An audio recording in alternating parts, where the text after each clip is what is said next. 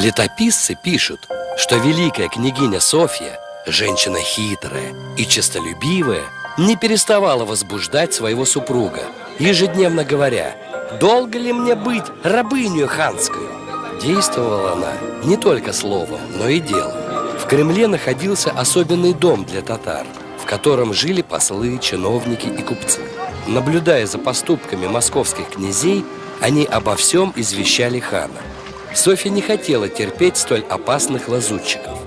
Княгиня отправила дары жене хана Ахмата и писала к ней, что, дескать, было ей какое-то видение, что она желает создать на Ордынском подворье храм, потому просит татарский дом себе, но дает вместо него другой. Царица согласилась. Дом разломали, и татары, выехав из него, остались без пристанища. Больше их в Кремль уже не пускали. Пишут еще, что София убедила Иоанна не встречать послов из Орды, которые привозили с собою басму, печать или болван хана. В месте, где московские князья встречали послов, кланялись и для слушания грамот подстилали мех соболей под ноги чтецу и преклоняли колено, создали во времена Иоанна церковь, до ныне именуемую Спасом на Болвановке.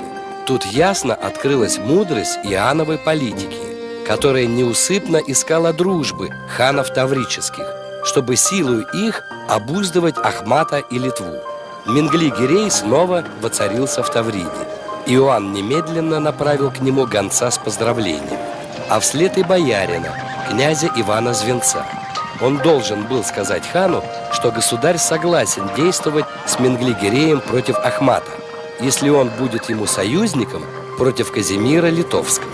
Посол также имел поручение наедине передать хану тайную грамоту, утвержденную крестным целованием и золотой печатью, в которой великий князь обязывался дружески принять Мингли-Гирея в Россию, в случае, если он в третий раз лишится престола. Иоанн обещал хану обходиться с ним как с государем вольным, независимым, и способствовать ему всеми силами к возвращению царства. Боярин Звенец успешно справился со своей миссией.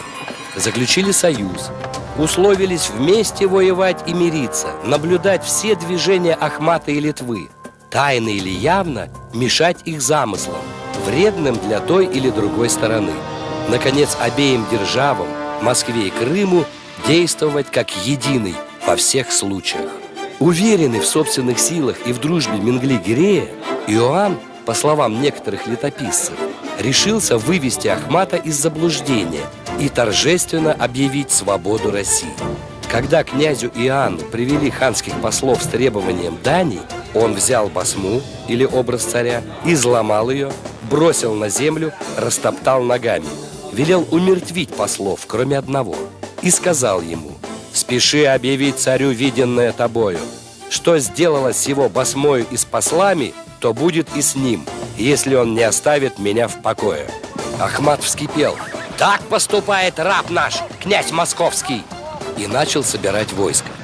Другие летописцы считали, что осторожный Иоанн не мог так поступить, и последний поход Ахмата на Россию – это результат политики Казимира Литовского. Опасаясь усиления России, этот правитель смог склонить хана Золотой Орды к войне против Москвы, обещая со своей стороны сделать то же самое.